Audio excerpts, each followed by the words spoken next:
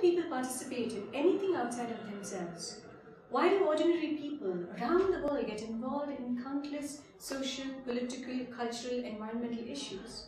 The fight for independence, or saving the rainforest, or fighting for children's rights, homelessness, preserving music and language.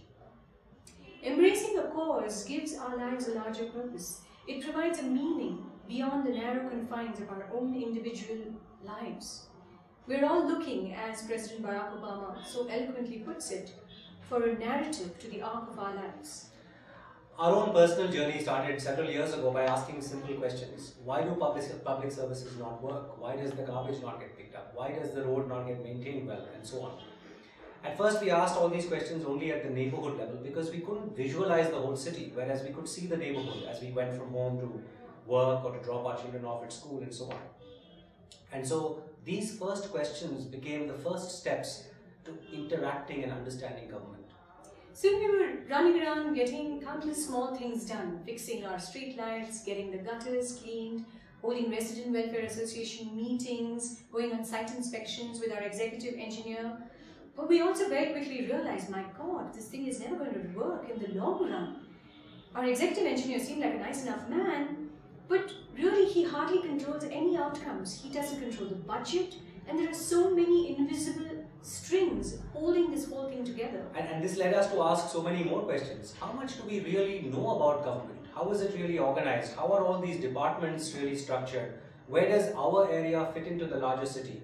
What exactly is a ward, and how does the budget for a ward get allocated? We also began to understand that maybe there are more interdependencies than we thought. For example, we were involved in a door-to-door garbage collection campaign. But where exactly does the garbage go? Does it just get dumped in some other part of the city or in a neighborhood village? Perhaps there were more interdependencies than we had realized.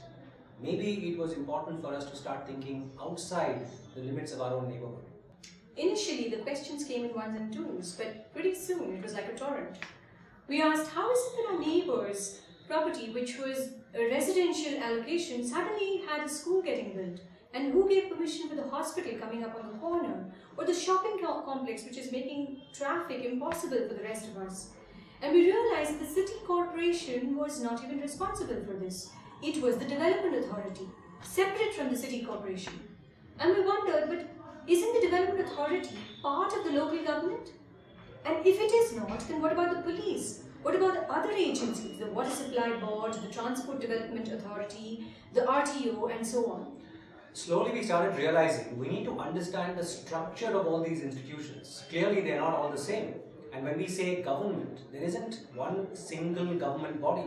We need to understand the relationship between these institutions, who they are accountable to, and what are the laws that set the rules for these institutions to work.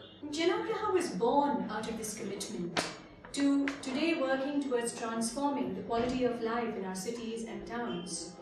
Since those early days, our work has grown beyond helping solve the problems of our neighborhood. And today we work with both government and citizens because we believe that the urban transformation requires both supply-side reform as well as demand-side participation.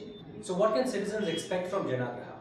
Janagraha offers two fundamental benefits. One, the civic knowledge to be informed about why things are the way they are. And two, the tools and networks to then be engaged and effective. This is because we believe that only when we are informed and engaged do we get empowered to solve our own local problems.